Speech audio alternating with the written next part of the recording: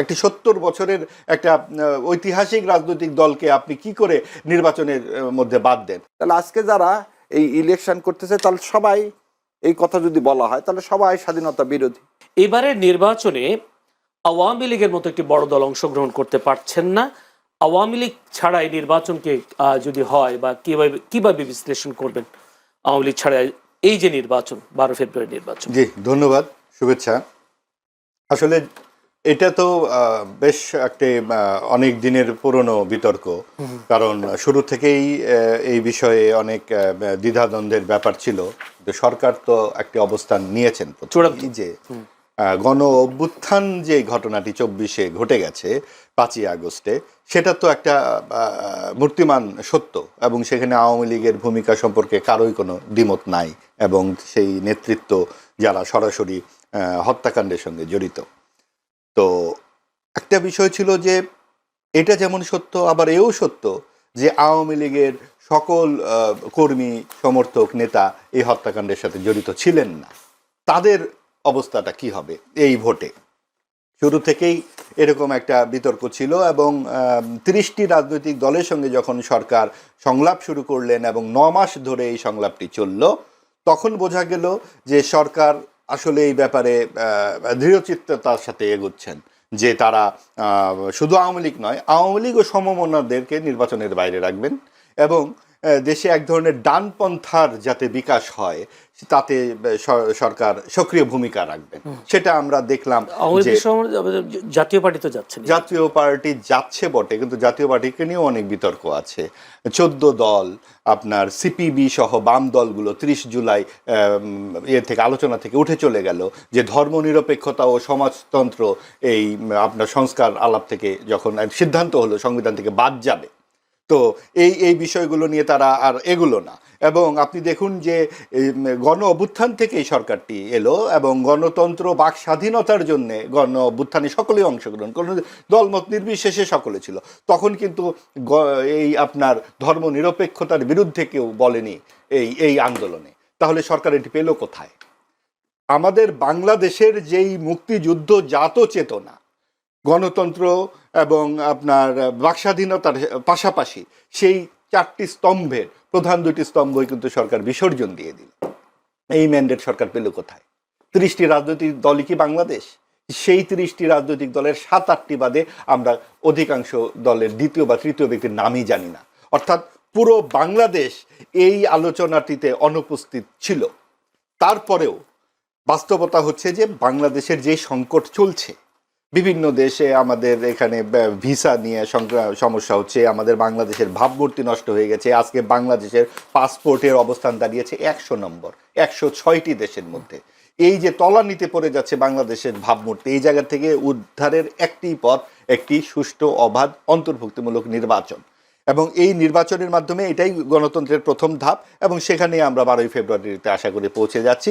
সব কিছুর পরেও এটা তো আর এমন ঘটনা নয় যে এটাই সর্বশেষ নির্বাচন।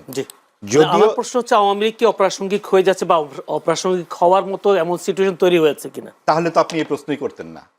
কতখানি প্রাসঙ্গিক হলে আলোচনার শুরুতেই এই প্রশ্নটা করলেন। তার মানে বারবার যখন আওয়ামী লীগের কথা বলা হচ্ছে, বারবার যখন বলা হচ্ছে এটা অপ্রাসঙ্গিক কিনা, তার মানে তো প্রাসঙ্গিক। যদি আওয়ামী লীগ অপ্রাসঙ্গিক থাকতো তাহলে তো এই আলোচনারই প্রয়োজন পড়তো না। সব কিছুর মধ্যে কেন শুরুতেই আওয়ামী লীগের কথা আসতেছে? কাজেই আওয়ামী লীগ যেমন অপরাধ করেছে এটাও সত্য, আবার আওয়ামী লীগ মুক্তিযুদ্ধের নেতৃত্ব দানকারী। একটি 70 বছরের একটা ঐতিহাসিক রাজনৈতিক দলকে আপনি কি করে নির্বাচনের মধ্যে বাদ দেন? তাহলে তো জামাতে ইসলামীর ভূমিকাটিকে এখানে আলোচনায় আসতে হবে, যে 71 সালে তাদের ভূমিকা ছিল কি ছিল। তাকে যদি আপনি নিতে পারেন তাহলে আওয়ামী লীগকে কেন অন্তর্ভুক্তি করতে পারলেন না? এবং সেই জায়গাতে আমাদের সকল দল যদি থাকতে পারতো, তাহলে যেটা আমাদের 91-তে, 96-তে, 2001-এ যে 3টি নির্বাচন আমরা দেখেছিলাম সকল দলের অংশগ্রহণে, সেটি যখন অনুপস্থিত থাকছে। আরেকটি কথা হচ্ছে, আওয়ামী লীগ যখন ছলে বলে কৌশলে নির্বাচনগুলো 3 বার, তখন আওয়ামী ও সমমনরা নির্বাচন করেছিল। তখন বলা হতো বিএনপি জামাত সব কুকাণ্ডের হোতা, এরা আগুন সন্ত্রাসী, এদেরকে নির্বাচনে আসতে দেওয়া হবে না। বেগম খালেদা জিয়াকে 8 বছরের জন্য জেলে দিয়ে দেওয়া হলো এতিমের মামলার জন্য। একটা ছোট্ট একটা মামলাতে তাকে নির্বাচন অযোগ্য ঘোষণা হলো, ঠিক একইভাবে এবারও কিন্তু বিএনপিও সমমনায় নির্বাচন করছে। আজকে যদি আওয়ামী লীগ এই মাঠে থাকতো তাহলে বিএনপিও জামাত কি আজকে এরকম মুখোমুখি থাকতো? তখন কিন্তু বিএনপি জামাত একদিকে থাকতো। অর্থাৎ এই যে ডানপন্থার যে সম্প্রসারণ আমরা দেখতে পাচ্ছি, সেই ক্ষেত্রে বিএনপি কিন্তু এখন একটু উদার পন্থী রাজনৈতিক দল হিসেবে আবির্ভূত হয়েছে। কাজেই এই সমীকরণগুলো কি দাঁড়ায় এই 12 তারিখে সেটা বোঝা যাবে। আওয়ামী লীগ অবশ্যই প্রাসঙ্গিক। ধন্যবাদ, ধন্যবাদ আপনাকে ব্যারিস্টার শাহরিয়ার। প্রশ্ন একটাই, যদি বলি মহাবাজ ভাই একটুখানি বলছিলেন জামায়াত যদি নির্বাচনে অংশগ্রহণ করতে পারে মুক্তিযুদ্ধ বিরোধী দল হিসেবে, আওয়ামী লীগ কেন অংশগ্রহণ করতে পারবে না নির্বাচন, তার একটা প্রশ্ন, আপনি কি বলবেন আসলে? ধন্যবাদ আপনাকে। আপনার মাধ্যমে আপনার টিভি সমস্ত দর্শকদেরকে সালাম এবং শুভেচ্ছা, এবং আপনাদের কাছে সালাম আলাইকুম রহমতুল্লাহ বরকাতুহু। প্রথমে মাহবুব ভাই, উনি তো সাংবাদিক মানুষ, অনেক পড়ালেখা, আমি তো কি বলবো নগণ্য সেই তুলনায়। এনিওয়ে, প্রথমে একটা জিনিস দেখায় দিই যে আমাদের পাসপোর্ট হচ্ছে 92 গ্লোবালি, এবং কতগুলোর মধ্যে 192-র মধ্যে। সো এবং এটা 2025 সালে ছিল 100, সো 8টা থেকে উপরে আসছে। এর আগে ছিল 210, সো এগিয়ে এসছে, 8 ধাপ আমরা ইমপ্রুভ করছি। সো 110 থেকে 1 বছরের 1.5 বছরের মাথায় তাহলে 18 ধাপ উপরে এসছে। সো এটা এই যে আমি দেখাই দিলাম, সেজন্য আমি দেখাই দিলাম যে পাসপোর্ট অফ বাংলাদেশ, এটা এই আপনি গুগল যে কেউ করলেই দেখতে পাবে।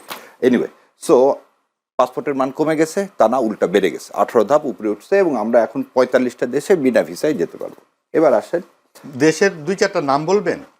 না, আমার ওইটা প্রাসঙ্গিকটা আপনি বলছেন যে 100, সেটা আমি বলে দিলাম, যে কারেকশন করে দিলাম আপনার সাথে। আমার এই যে আমি সেজন্য এটা দেখাই দিলাম, আপনার কাছে যদি 100 টাকা ওটা আমাদের বুরুন্ডিতে যাওয়া যাবে আমাদের। বুরুন্ডি কোথায় গেলাম না গেলাম, দ্যাটস ইমম্যাটেরিয়াল। ম্যাটেরিয়ালটা হচ্ছে আপনার পাসপোর্টের ধাপটা উপরে উঠছে কিনা। সো ওই জন্য একটু বললাম যে আমরা যখন আসছি ভাইয়ের সাথে তো বসছি, ওই জন্য একটু ইয়ে করে হয়তো কথা বলতাম। দ্বিতীয় কথা, আপনি যে প্রশ্ন করছেন সেই প্রশ্ন, 2টা বয়ান তৈরি করা হচ্ছে। একটা বয়ান হচ্ছে আওয়ামী লীগ, নিরীহ আওয়ামী লীগ, আওয়ামী লীগ এবং নিরীহ আওয়ামী লীগ। সো মুজিববাদের মধ্যে নিরীহ মুজিববাদ আর মুজিববাদ বলে কোনো কিছু আমার কাছে নাই, এবং আমি যেগুলো বলতেছি এগুলো সব আমার পার্সোনাল ওপিনিয়ন বলতেছি। দ্বিতীয় কথা, ভাই আর একটা কথা বলছেন এখানে, ধর্মনিরপেক্ষতা এবং সমাজতন্ত্র, এই দুটা হচ্ছে পিলার। এই 2টা পিলার হচ্ছে ইন্ডিয়ান ক্রাফটের। এটা আমি সব জায়গায় বলছি, এটা হচ্ছে পুরাতন কথা, এটা নতুন কথা না। এবার আপনার প্রশ্ন উত্তর দিই, বাংলাদেশ জামাতে ইসলামী যদি ভোট করতে পারে তাহলে আওয়ামী লীগ কেন পারবে না? তো জামাতে ইসলামের বিরুদ্ধে, তার আর একটা জিনিস বলে দিতে, আর তার আগে আর একটা উত্তর দিয়ে দিই। ভাই বলছিলেন যে আওয়ামী লীগ ও সমমনা, আওয়ামী লীগ ও সমমনা, জাতীয় পার্টি 248টা সিটে কন্টেস্ট করতেছে, এবং জাতীয় পার্টি না বললেন 14 দলের কথা, আনাসের মঞ্জুর সাহেব, আনিসুল হক মাহমুদরা এনডিএফ বলে ন্যাশনাল ডেমোক্রেটিক ফ্রন্ট করছে। সো সেখানেও তারা কিন্তু করতে পারছে। সো এই কথা বলা যাবে না যে এটা একটা ইনক্লুসিভ না। এই সুজাতা সিং এর মতো যে কথাটা সুজাতা সিং জাতীয় পার্টিকে নিয়ে এসে 13 সালে বলছিল লেজিটিমেসি, ভারতের লেজিটিমেসি না পাইলেই আমাদের ইলেকশন লেজিটিমেসি হবে না, এটা না। এখন যে তর্কটা নতুন করে করা হতে চাচ্ছে যে জামাতে ইসলাম আসছে বলে আওয়ামী লীগ আসবে, আমি যদি এখন বলি বিএনপি তো মুসলিম লীগ এবং বামফ্রন্ট, যে জাদু মিয়ারা যারা মুক্তিযুদ্ধকে সমর্থন করেন, তাদের সমন্বয় তো বিএনপি। তাহলে আজকে যারা এই ইলেকশন করতেছে, তাহলে সবাই এই কথা যদি বলা হয় তাহলে সবাই স্বাধীনতা বিরোধী। আর যেটা ভাই বললেন যে আওয়ামী লীগ স্বাধীনতা নেতৃত্ব দান করছে, আমার কাছে এখানে যে বাংলাদেশের সমস্ত মানুষ নেতৃত্ব দান করছে স্বতঃস্ফূর্তভাবে, যেভাবে 24-এর এই দ্বিতীয় স্বাধীনতায় আপামর জনসাধারণ ছোট্ট বাচ্চা থেকে বৃদ্ধ পর্যন্ত অংশগ্রহণ করছে, খালি ফ্যাসিস্টকে সরানোর জন্য না, ভারতীয় আধিপত্যবাদের বিরুদ্ধে। এবং আমাদের সেই 71 সালের মুক্তিযুদ্ধটাও ছিল পাকিস্তানের হাত থেকে নিজেদেরকে রক্ষা করা এবং ভারতীয় আধিপত্যবাদের মধ্যে পড়ে না যাওয়া। এটাই ছিল মানুষের চাওয়া, যেটা 72 সালে আমরা দেখলাম যে না, ভারত আমাদের স্বাধীনতাটাকে ছিনতাই করে নিয়ে গেছে, এবং এই ছিনতাই করতে ছিনতাইকারী হিসাবে ইউজ হয়েছে বাংলাদেশ আওয়ামী লীগ। সো এই যে ছিনতাইকারী 2বার আমার দেশের স্বাধীনতাকে, সার্বভৌমত্বকে ভুলণ্ঠিত করছে, তার সাথে জামাত ইসলামের তুলনা করা কোনোভাবে প্রাসঙ্গিক না। তো সেই কারণে জামাতে ইসলাম এবং আওয়ামী লীগকে এক জায়গায় করা যাবে না। আর আওয়ামী লীগের বিরুদ্ধে জাতিসংঘের তদন্ত রিপোর্ট আছে। আপনারা হয়তো দেখবেন 71 সালের পরে 2টা কমিশন হয়েছিল, একটা হোয়াইট পেপার হয়েছিল আর আরো হামিদুর রহমান কমিশন হয়েছিল। এই 2টা কমিশনের রিপোর্ট যদি আপনারা পর্যালোচনা করেন এবং তার ভিত্তিতে 17 বছর তো আওয়ামী লীগ ক্ষমতায় ছিল, তো মানবতা বিরোধী অপরাধে জামাত ইসলাম এদের দল কেন করলেন না? এবং আজকে সর্বোচ্চ আদালত থেকে এটা প্রতীয়মান, যাদেরকে আপনারা ফাঁসি দিয়েছেন that is a judicial killing. এবং এই লোকগুলোর সাথে কোনোভাবে এই অপরাধের কোনো কি ছিল না, সম্পর্ক ছিল না। ক্ষমতার পালাবদলে কি আবার চেঞ্জ হতে পারে জুডিশিয়াল এর রায়গুলো? এই জিনিসটা হচ্ছে কি, আপনি যদি ইনস্টিটিউশন না করেন কখন এগুলো চেঞ্জ হবে? চেঞ্জ হবে হচ্ছে যদি আবার একটা হাসিনার মতো আর একটা হাসিনা আসে, কখনো আর একটা মুসলিনি আসে, আর একটা হিটলার আসে, তাহলে আবার সে করতে চাবে কি বিচার বিভাগকে তার নিজের জন্য কন্ট্রোল করতে চাবে।